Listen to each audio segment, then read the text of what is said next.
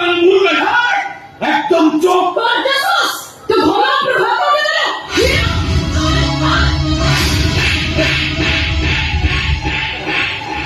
মপোর ঘাতর দূরতা অপদে যদি কিছু করিব তো পাটি ভিতর জীব তাকে মুক্তি আনি আনিবে তাই আমি জানো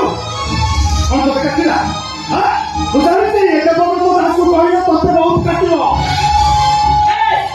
तेरे बहुत समय है ना तो माँ को चरित्र में बहुत सहारा कर कहे কল কই कहो तो नीचो कानी केस में কিছু নেই বলো ए लोग नाम कही कहो क्या सुनेছে পেছন কাহিনী নহ সত কাহিনী মু শুনে ভাই এটিলো এই রাক্ষস ঘর ভঙ্গা পর ঘর ভঙ্গা